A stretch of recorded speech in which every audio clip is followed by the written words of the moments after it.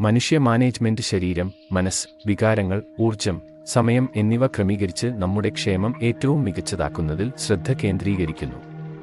ഇതിൽ സ്വയം അവബോധം, മനസ്സാക്ഷിയുള്ള തീരുമാനങ്ങൾ, പോസിറ്റീവ് ബന്ധങ്ങൾ എന്നിവ ഉൾപ്പെടുന്നു. ഇത് സമ്മർദ്ദം കുറയ്ക്കുകയും ഉൽപ്പാദനക്ഷമത വർദ്ധിപ്പിക്കുകയും സമൂഹത്തിന് അർത്ഥവത്തായ സംഭാവന നൽകുകയും ചെയ്യുന്നു. നമ്മൾ ആദ്യമായി നമ്മുടെ മാനേജ്മെന്റുകളെക്കുറിച്ചാണ് പഠിക്കേണ്ടത്. മാനേജ്മെന്റ് അതിന്റെ അക്ഷരങ്ങളിലൂടെ മാർഗനിർദ്ദേശം നൽകുന്നു. എം ഫോർ മൈൻഡ്ഫുൾനെസ്, ശാരീരികവും മാനസികവുമായ ജാഗ്രത വളർത്തുക. എ ഫോർ അവെയർനെസ്, വികാരങ്ങളെ തിരിച്ചറിയുക, സ്വയം പരിശോധനയ്ക്ക് പ്രോത്സാഹനം നൽകുക.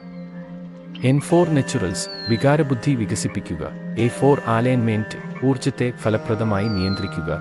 ജി ഫോർ ഗോൾ, വ്യക്തമായ കൈവരിക്കാവുന്ന ലക്ഷ്യങ്ങൾ നിശ്ചയിക്കുക. ഇ ഫോർ എൻഗേജ്മെന്റ്, ശരീരവും മനസ്സും വികാരങ്ങളും ഐക്യമായി പ്രവർത്തിക്കാൻ പ്രോത്സാഹനം നൽകുന്ന പ്രവർത്തനങ്ങളിൽ പങ്കെടുക്കുക. എം ഫോർ മാസ്റ്റേറി, നൈപുണ്യങ്ങളിലും ആത്മവിശ്വാസത്തിലും പ്രാവീണ്യം നേടുക. ഇ ഫോർ ഈക്വലിബ്രിയം, വികാരങ്ങളെ ബുദ്ധിസമ്പത്തുമായി സമന്വയിപ്പിക്കുക. എൻ ഫോർ നേവിഗേഷൻ, ജീവിതത്തിലെ സങ്കീർണതയോട് ഇഴുകിച്ചേർന്നു മുന്നോട്ട് പോകുക. ടി ഫോർ ട്രാൻസ്ഫർമേഷൻ, വ്യക്തിഗത മാനേജ്മെന്റിന്റെ സാമൂഹിക പ്രഭാവം മനസ്സിലാക്കുക.